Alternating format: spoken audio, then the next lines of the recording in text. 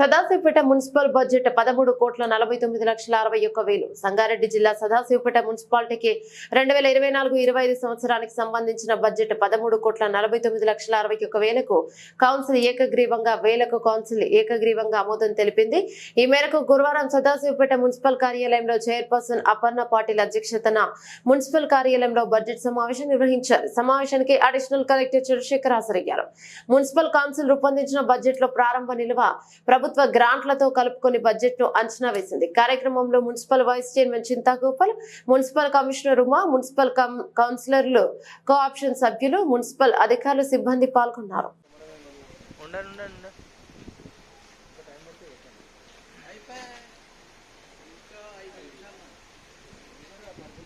అట్లాగే layout regulation కి కూడా మన ప్రభుత్వం ఎలా చేస్తారనే ఆలోచనతో 7 లక్షల నుంచి 10 లక్షలు మన ఆదాయాన్ని బడ్జెట్ అంచనాలో చూపించడం జరిగింది. సో ఇంజనీరింగ్ సంబంధించినటువంటి సెక్షన్స్ ఏవైతే ఉంటాయో మనకి 49 లక్షలు ఉంటాయి. మనం 1,80,00,000కి మనము పెంచుకోవడం జరిగింది. సో ఇవన్నీ కూడా మనకి ఉన్నటువంటి ఆదాయానికి సంబంధించినటువంటి మార్గాలలో మన బడ్జెట్ సవరణలకి క్రితం సంవత్సరంలో మనం వచ్చినటువంటి అంచనాల మేరకు దీన్ని రూపొందించడం జరిగింది. దీంతో పాటు మనకి గ్రాంట్స్ రూపకంలో కూడా మనకి కేంద్ర ప్రభుత్వ మిషన్ నుంచి, స్పెషల్ డెవలప్మెంట్ ఫండ్ నుంచి, అట్లాగే TUFIDC నుంచి ఈ 5 ప్రధానమైనటువంటి మనకి ప్రభుత్వం సహకారంతో మనకి ఏం చేయవచ్చు అంటే కింద గోడౌన్స్ పెట్టుకొని పైన మన షాప్స్ రన్ చేసి డ్రైన్ వాటర్ అవునవును. అంటే అది మనం IDSMకి చేయొచ్చు. దానికి కమిషనర్ గారు ఒకసారి దానికి ఆల్రెడీ మనం అలాట్మెంట్ కోసం లాస్ట్ టైం కూడా డిస్కస్ చేసాము. దాంట్లో మనం విషయము బడ్జెట్ పద్ధతుల సమర్పణ సదాశివపేట పురపాలక సంఘం 2024-25 సంవత్సరపు బడ్జెట్ అంచనాలు మరియు 2023-24 ఆర్థిక సంవత్సరపు సవరించిన బడ్జెట్ అంచనాలు ఆమోదం గురించి. సందర్భం తెలంగాణ పురపాలక సంఘ చట్టం 2019, తెలంగాణ పురపాలక సంఘం చట్టం 2019 ఆర్థిక సంవత్సరం 2024-25కి సంబంధించినటువంటి ఆర్థిక సంవత్సరానికి సంబంధించినటువంటి అంచనాలు మీ ముందు ప్రవేశపెట్టడం జరిగింది. సో దీనికి సంబంధించినటువంటి ప్రతి ఒక్క కాంపోనెంట్కి సంబంధించినటువంటి వివరాలు ఫస్ట్ అబ్స్ట్రాక్ట్ రూపంలో మేము ముందు ఉంచాము. దీని వివరాలు తర్వాతి పేజ్ నెంబర్ 5 నుంచి మీకు ఉంచబడింది. కాబట్టి అది ఒకసారి మీరందరూ కూడా గమనించగా కోరుతున్నాను. ఈ బడ్జెట్ అంచనాని మనం ఆమోదింపజేసుకొని ఈ రానున్న ఆర్థిక సంవత్సరానికి మనకి దీని యొక్క ఈ బడ్జెట్ ఆధారంగానే మన యొక్క అభివృద్ధి పనులని కేటాయించబడుతుందని చెప్పి ఈ సందర్భంగా మీకు తెలియజేసుకుంటున్నాను.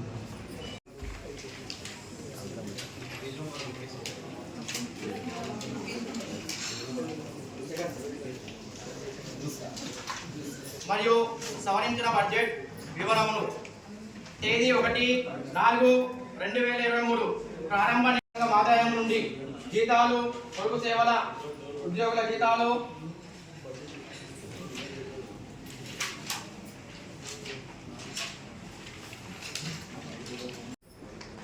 సదాశివపేట పట్టణ మున్సిపల్ బడ్జెట్ సమావేశం. అడిషనల్ కలెక్టర్ గారు, మున్సిపల్ చైర్పర్సన్ గారు, మున్సిపల్ కమిషనర్ గారు, municipal commissioners, councillors, administration, co-option మెంబర్లు ఈ 2000 వరకు మనం బడ్జెట్ సమావేశం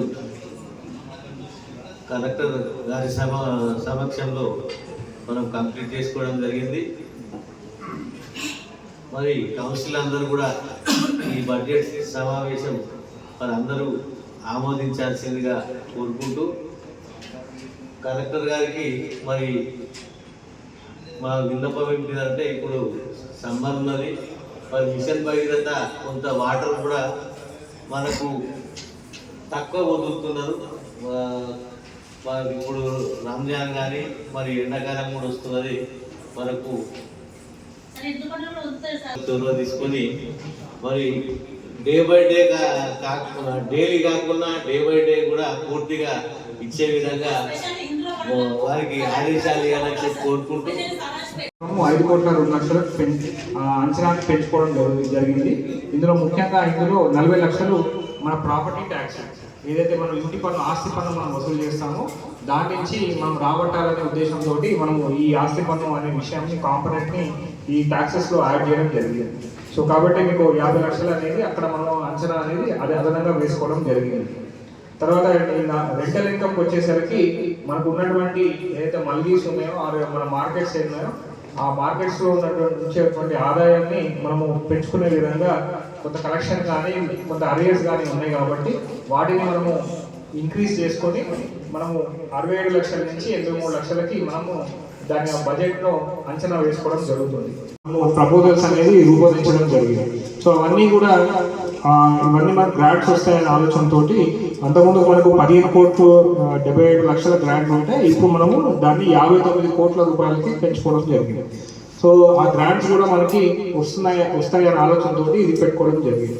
సో ఆల్రెడీ మనము దీనిలో 33 కోట్లు ఆల్రెడీ TFIDC గ్రాంట్ కింద కొన్ని వర్క్స్ కూడా మనం టేకప్ చేయడానికి అవకాశం ఉంది కాబట్టి అవన్నీ కూడా కన్ఫర్మ్ చేస్తాము. సో దానికి అనుగుణంగా ఈ ఆర్థిక సంవత్సరానికి ఈ యొక్క అంచనాలని మనం చేసుకోవడం జరిగింది.